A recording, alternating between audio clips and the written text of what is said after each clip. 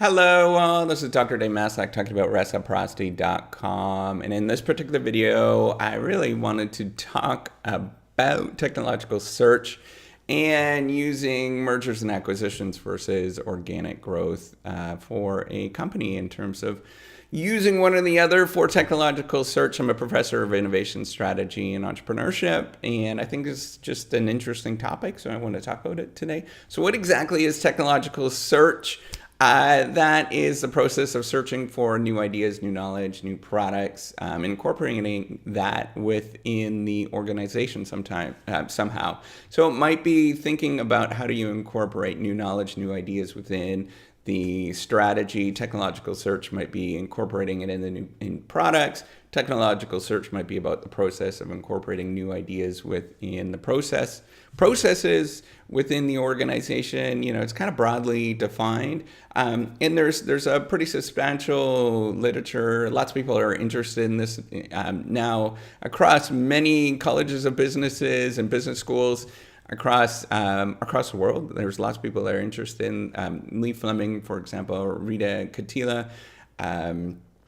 Who else is there? There's a bunch of people that are doing this kind of stuff. Jan Rivkin, that have been interested in the idea of technological search.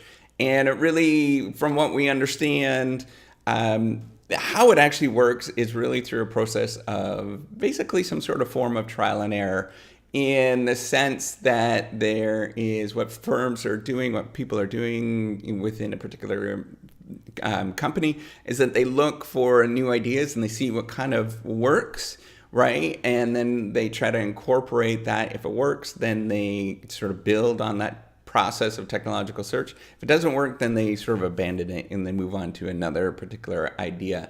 And it could occur through some sort of recombination process, as well as a sort of more gentler firm or gentler sort of trial and error process, depending on, you know, maybe what you're looking at. So recombination, what is that? So recombination is where firms will look at multiple things within the company and or outside the company and incorporate those knowledge elements or ideas, incorporate them together to combine something that's new and see if it actually works, to see what's actually, if it's going to be successful or not. If it's successful, then they keep with it, and if not, they just kind of go to something else. They abandon it and go to something else, or maybe they could keep pushing at it. Now, we can understand technological search. What we've tried to look at, we often look at sort of patent data and patent citations to see it, how people have searched particular things. Rita Katila looked at some really interesting stuff of looking at I think she was looking at new product development within robotics and looking at how patents, for example, were cited within the robotics industry. There's some really interesting stuff that's going on there. And what we understand with technological search is that it aids the development of firm growth, right? So it's sort of a process. It's sort of a broader idea in terms of incorporating within new product development as well as research and development. It's sort of understanding the whole process that goes on behind the scenes with that. So it aids with firm growth because what they're looking for is new products, and the engine of most companies, the engine of most economies is actually new products and innovation, as well as organizational change that happens, right? So the environment changes, then the organization has to change in response to that. And there's two kind of ways that a firm can actually perform technological search. They can do technological search through, they could do kind of more of an organic process where they're doing it themselves. So they're actually putting parts and ideas together and creating something new themselves, which is, you know, the traditional new product development process. But then there's also, you could do search through mergers and acquisitions. And depending on the scale or depending on where you are with a company, right? So if you're managing a company, it depends on really truly where you are. Sometimes you want to do, sometimes you want to do technological search within, say, a merger and acquisition type style, where you look for companies that are doing quite well, Um, and you incorporate those companies. You just buy those companies out, looking for a particular technology, for example, and you incorporate that within the firm, right? So usually you do a combination of both. Most companies do a combination of both, or sometimes what you'll start off is developing your own product. It becomes successful. You start getting some revenue, and then you start going through the merger and acquisition route and incorporating some more of these new ideas into your own company. It's kind of a natural process of how that actually happens. And you could sort of think of the merger and acquisition process as simply you're just gathering bigger chunks of knowledge that are all kind of reassembled. And then you're just incorporating it within the company, right? So you don't have to actually reassemble all that stuff.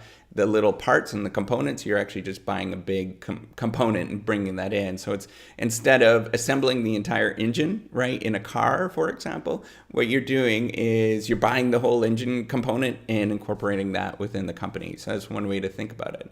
So in terms of improving the success and performance of your own particular company, how can you actually incorporate some of these ideas within technological search, within that literature in terms of improving success of your own company? So I would suggest, and there's kind of a pretty good, robust literature on this, you want to do a combination of both sort of incremental, smaller steps where you're incorporating kind of smaller changes and incorporating smaller ideas, where you're kind of doing the organic growth, and then as well, sort of chunking off a little bit of your resources and chunking off a little bit of your time to look for and to do much more sort of a bigger, broader things that you can sort of incorporate in every once in a while. So that's making sure that you, with your research and development sort of process that you have, making sure for technological search that you actually have maybe 60% of your resources going to sort of organic, sort of incremental development, where you're looking for how to incorporate new things, and then keeping about 40% of those resources in maybe some sort of reserve, where you're waiting to get sort of bigger projects and you can actually buy out, so for example, somebody else's technology and incorporate that within your own company as it becomes more successful. And that way you can kind of do a combination of both. And that seems to work really well. And you want to sort of do a combination of both. That's actually called an ambidextrous sort of strategy, where you're doing a combination of both, what is called exploration and exploitation, combining those two. And, the ratios and, the 40-60% that I was suggesting, that kind of depends on the company, depends on the industry that you're in. So you might want to think about that. But generally, you want to balance some of that. You don't want to do too much of one and too much of the other, because you're trying to look for, you're trying to sort of make radical changes to your company. And that's how you actually develop and grow as a company and actually become more successful in the long run. So that's all I wanted to talk about today. I think it's interesting in terms of deciding, what should you do? Should you do mergers and acquisitions or organic growth? And I also think sort of this idea of technological search is a really cool idea in terms of imagining what companies do and incorporating that in with your own strategies within your own company. So that's it. Have a good day, and I'm looking forward to seeing you on the next video.